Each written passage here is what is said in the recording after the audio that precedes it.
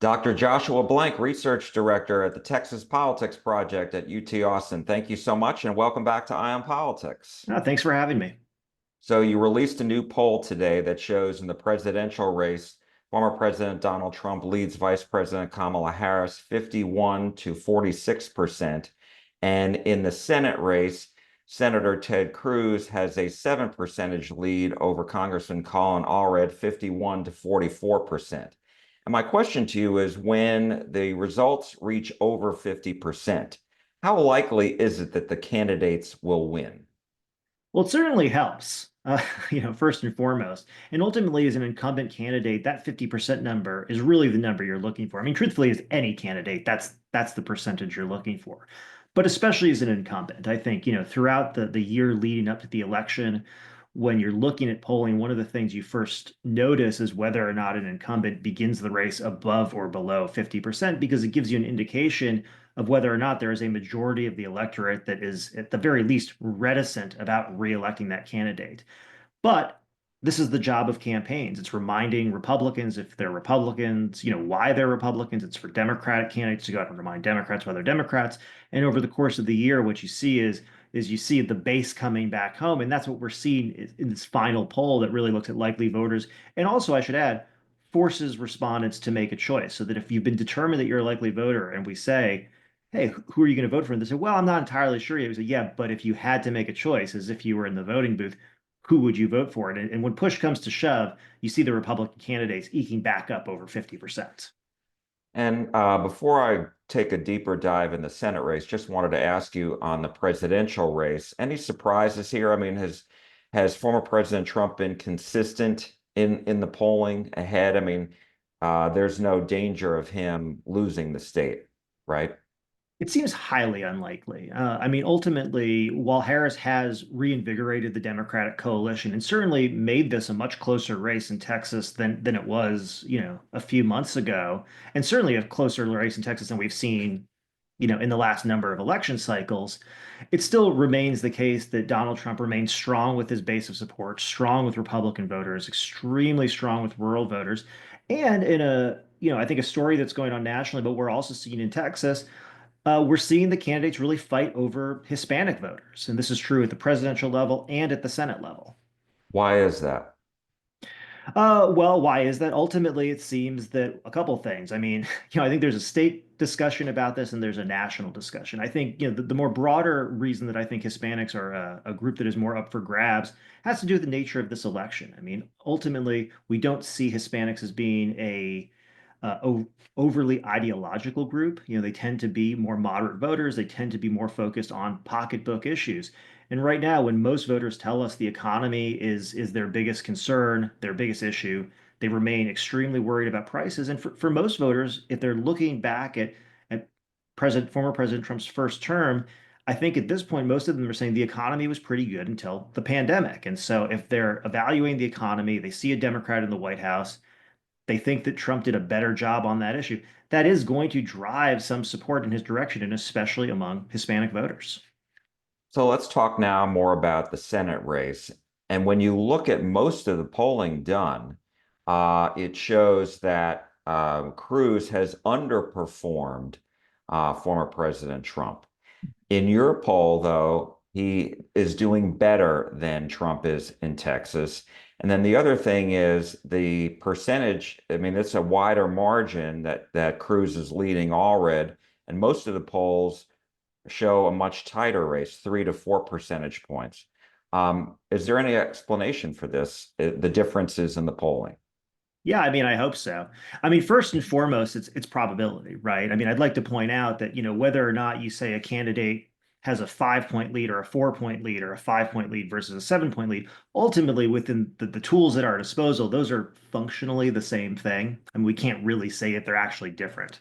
So I'd start there. But I do think you raise a really good point here, which is that, we are showing a little bit wider of a gap than some of the prior polls, and then this question about the larger gap in the Senate versus the presidential race. As far as the gap in our polling relative to some other polling that's come out that's shown a closer race, I think ultimately it's going to end up somewhere in the average of those races. I think while there is some you know case to be made that Allred in particular is has some momentum at this point because he did have a larger gap in this race than we're seeing recently. I tend to be more of the belief that we're actually returning more to a normal state of affairs that people aren't necessarily as used to in Texas, which is a relatively close race, but not necessarily one in which you can expect a Democrat every election cycle to come within 2 points as Beto O'Rourke did, back in 2018. So one thing I think is as you're getting closer to the election, more voters are paying attention. The campaigns are really starting to spend their money and target their mobilization efforts. You're starting to see the Republican advantage grow a little bit because the Republicans have an advantage. When Ted Cruz lost the state in 2018, which seems to be, fairly or unfairly, the main point of comparison for the Senate race, he lost by 215,000 votes. But in that same election, Greg Abbott won by over a million, right? Donald Trump, won the state in 2020 by a little over 600,000 votes, but John Cornyn won it by close to a million, a little over 800, between 800 and 900,000. And so that tells you is that there were more votes for those candidates to pick up that they didn't. And I think what we're seeing right now is that, that room to grow that Republicans have, I think, is starting to express itself in the final days of the election in a way that I don't think Democrats can necessarily rely on. Having said that, I do think there's a possibility that those gaps could narrow as we get closer to the actual vote. And with regards to this, do you think that the race is largely set, or do you think that there is going to be some movement? Because the poll was conducted earlier this month, before this week's debate. And do you think that there's any potential for that, movement? There's potential for very little movement, and that's because of what voters tell us. Voters tell us that their minds are made up. There's only a very small slice of the electorate that remains likely to vote and yet unwilling to express a preference or willing to say that they're likely to change their mind at this point. I do think there's room to grow, as I said before, and I'll just point out a little bit of the why there, which is Allred is still becoming known to Democratic voters, whereas Cruz is a known quantity amongst voters across the state of Texas and even beyond the state lines. Allred is running statewide for the first time, and there's still about slightly under 1 in 5 registered voters who identify as Democrats who don't really have an opinion of him yet. So he has some room to grow there. I think, and speaking, you brought up before the gap being larger in the Cruz Allred race and in the presidential race, and how this has kind of been as askance at some of the other polling. This has been an open question for me really throughout this cycle because both of these candidates have underperformed the other people at the top of the ticket in their other election cycles in Texas. So the question really becomes who is going to overperform who here? And I actually think if you kind of work out the logic of this, it may or may not work out this way, but I'm just saying why I think the results actually can make some sense. If you think about, your average Republican voters and you think about, your average Trump supporter in Texas at this point, there's very really little indication why that person wouldn't also cast a ballot for Ted Cruz. Very unlikely to see a split ticket voter going Trump, Allred. Pretty unlikely. At the same time, Republicanism has been the dominant force in Texas for a long time.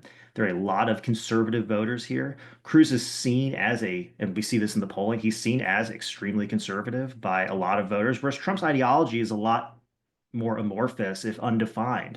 And so it's very possible to imagine some of Texas's extremely conservative Republican voters potentially casting a vote for Cruz and not casting a vote for anybody in the presidential contest.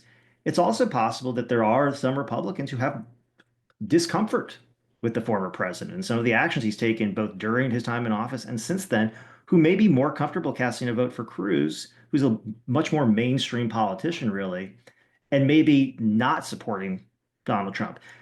Ultimately, we're talking about fractions of percentage points here and little bits. And anybody who tells you it's this or that is operating with a sense of confidence that I don't think could possibly be warranted by any available data.